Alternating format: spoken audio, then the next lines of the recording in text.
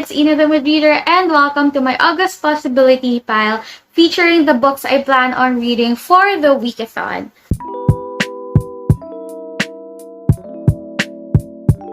If you aren't familiar yet, wikathon is a month-long readathon in August to celebrate the works of Filipino authors. And to support my dear friend, your Tita Kate, who is the mastermind to this amazing reading challenge, I did a video recommending some of the books I read for last year's readathon, and today I'll be sharing the books that I plan on reading myself. So, if you want to learn more about the wikathon, about your Tita Kate, everything will be available at the description box below. But to start, I'll go first with the books I'll be reading for the wikathon and some books that I'll be reading for buddy reads and book clubs. So there. Now, to start, we have 9 prompts for the wikathon, and though originally I was planning to just read whatever I am in the mood for, I tried to assign 1 or 2 books for different prompts so that hopefully I'll be able to cross out the bingo for this reading challenge. And the first prompt is bagong salta, which translates to new and would pertain to an author that you have never read before. For this prompt, I decided to pick out 2 books. Ching! Patron Saints of Nothing is a part of my TBR for last year's wikathon, but I never got the chance to read it. It's about a young adult who is from America, is Filipino or partly Filipino, I'm not sure, and his cousin fell victim to the current government's war on drugs, or what we commonly know as tokhang. So he wanted to find out what happens, so this book will explore all that, as well as his being a Filipino, the values of faith and family. So yeah, this is actually a recipient or a finalist for the National Book Award in the US, and almost all of my bookish friends that I trust have read this one already, so I hope I finally get to read it this month. And then the second book I have is The Quiet Ones by Glenn Diaz. It's a Palanca Award winner. According to Gina Apostol, the prose seduces, the story devastates, a post-colonial lyric brooding on a world's capitalist nightmare.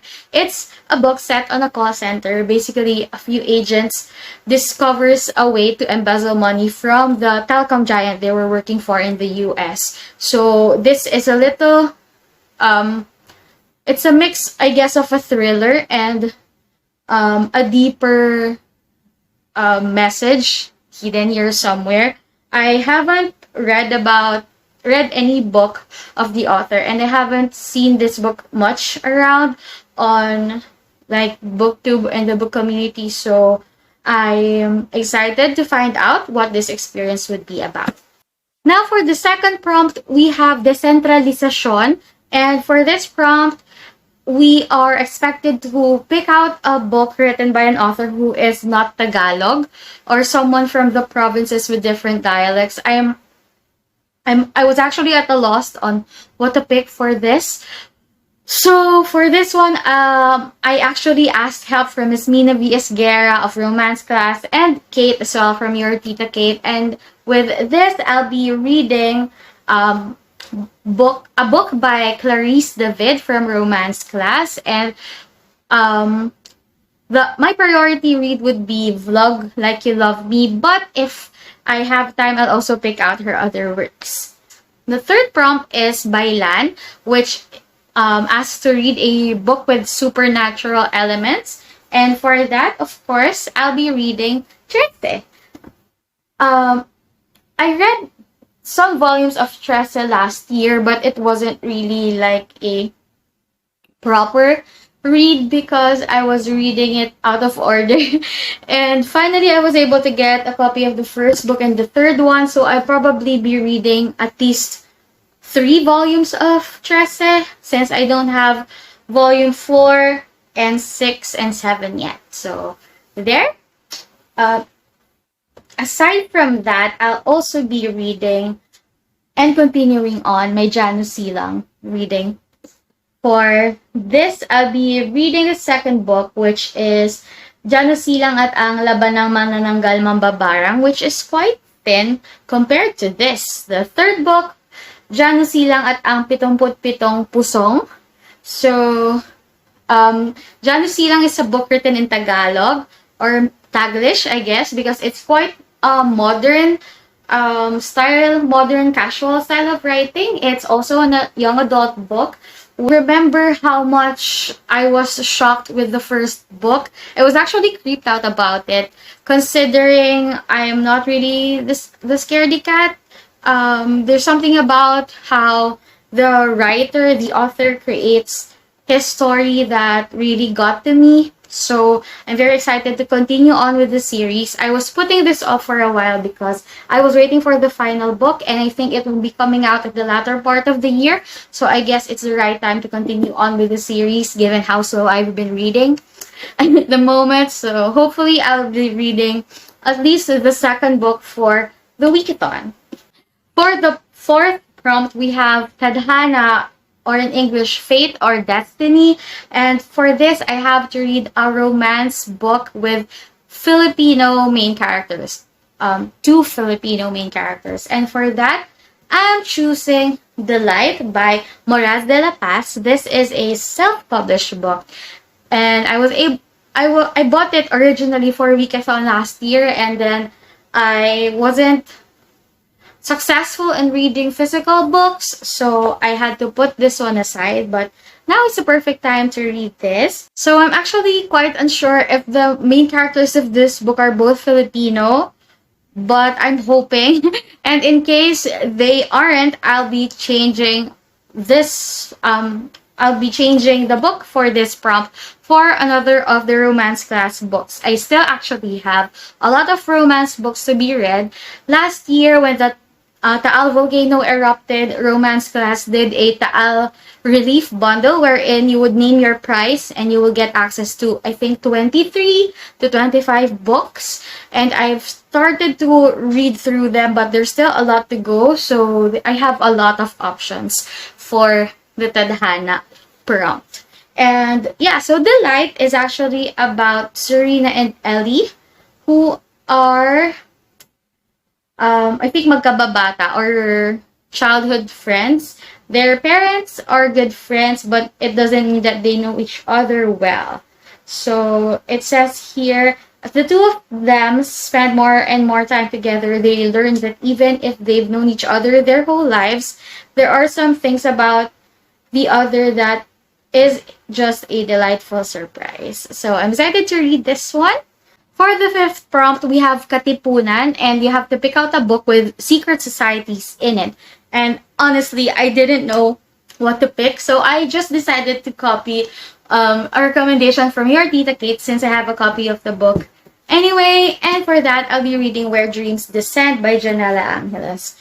First of all, look at how beautiful the cover is, and aside from that, look how beautiful it is on the inside, and it actually has an embossed chandelier on the cover. I talked about it on my book outlet book haul because I was able to get this for a really good price. I think $5 or $5 to $8.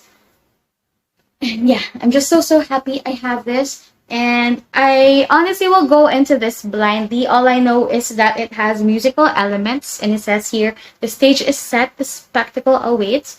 And yeah, I'm very excited to read this one. I just hope I get to finish it in time for the wikathon because it's quite a chunky read. The next prompt is Balangiga, which requires to read a book about imperialism. And for this one, I decided to read Bone Talk by Candy Girlay. This copy is actually gifted to me, I think, 2 years back by a Filipino book blogger, Nate, from Incaven by Nate at wordpress.com. And we were part of a bookish Secret Santa, Secret Tita-ish, hosted by Shalea from Shut Up Shalea, and she was the one who picked my name, and she gave me a couple of books, including this one.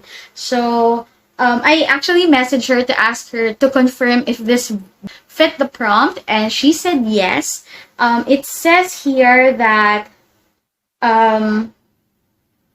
here, so I'll just read it because it's very interesting. More than 100 years ago, a boy named Samkad thinks he knows everything about the world. He knows the mountains he lives in. He knows his people. He knows his blood enemy, the Mangini. He wants to become a man, to be his own shield, spear, and axe to fight with. His best friend Luki wants all the same things, except she is a girl and no girl has ever become a warrior. But everything changes when a new boy arrives in the village. He calls himself Samkad's brother, yet he knows nothing of the ways of the mountain. He brings news of a people called Americans who are bringing war and destruction right to his home. So according to the book tags here, set by Anvil Publishing, this book is coming of age historical fiction about the Igorots and Cordillera Philippine-American War. So this is actually perfect for the prompt, and I'm very excited to be able to read this one. Next prompt is Kayode, which is to read a book that revolves around the character's livelihood.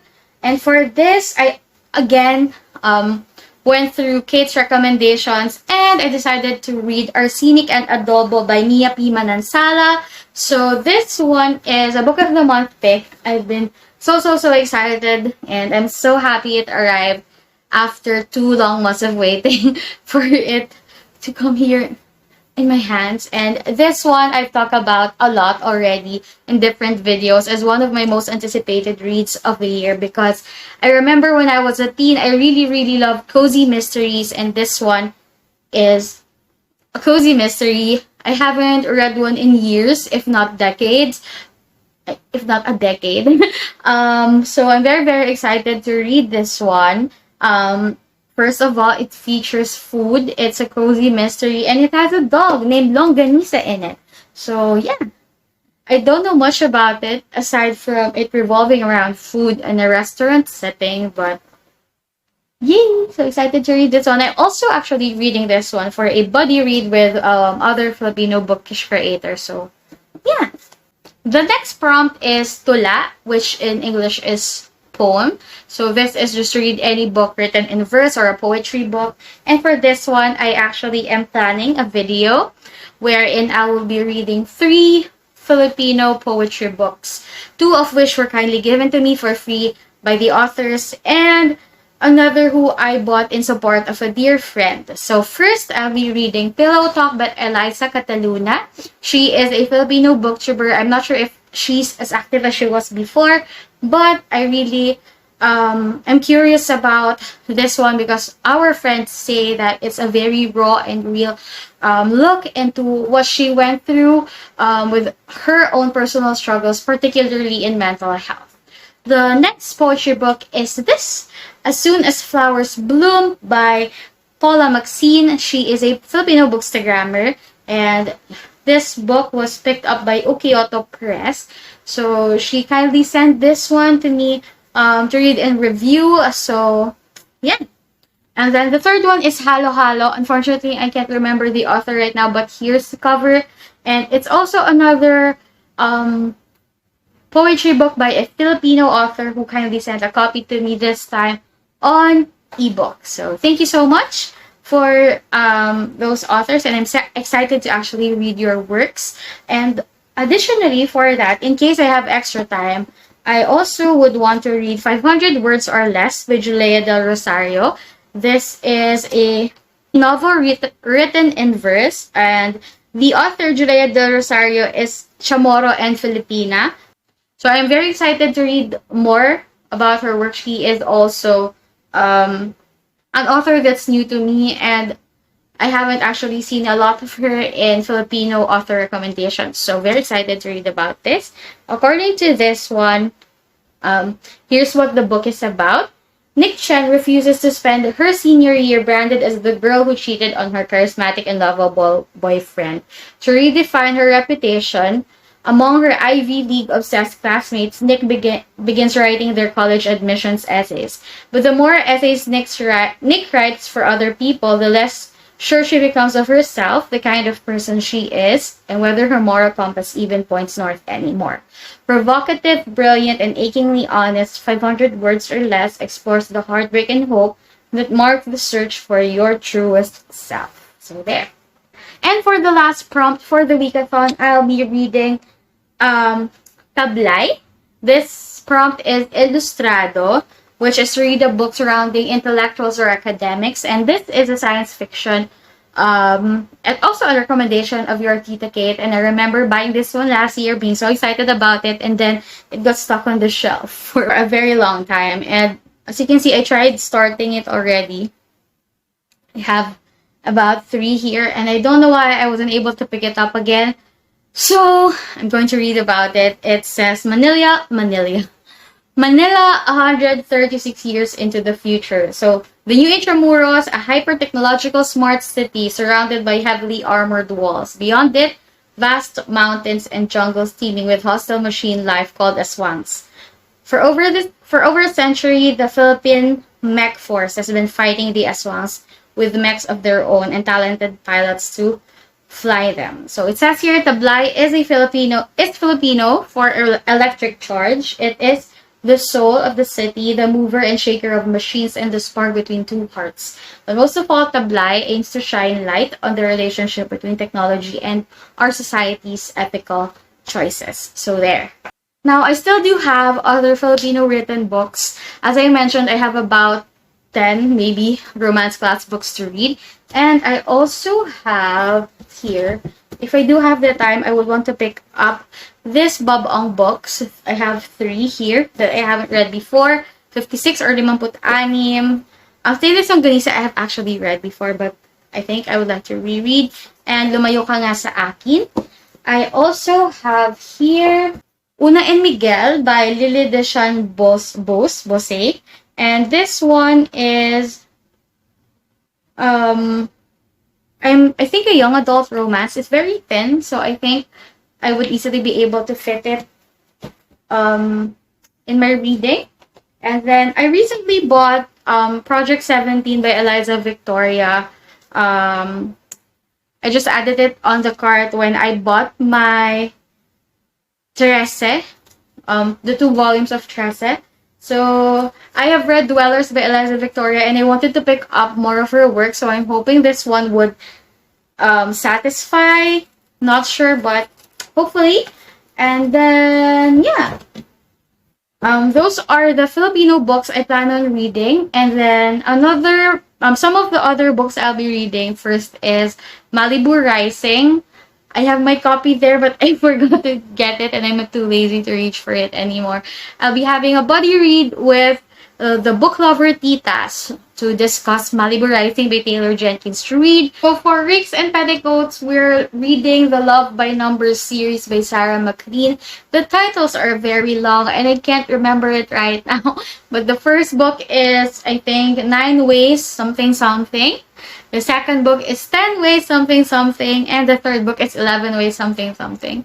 I just can't remember the titles, but yeah, I'll be reading them for this month as well. And of course, I know I have my script subscription that I don't want to take for granted or waste. So I'll probably be reading other books as well that aren't for wikathon, just so I could make the most of it. But in case I do find Filipino audiobooks there, even though I've read them before, I'll be listening in to the audiobooks just so to add more Filipino reads for the wikathon. And that's it for my August reading plans. Thank you so much for watching the video. If you haven't joined wikathon yet, there's still time. It's still early on in the month, and you can always join anytime.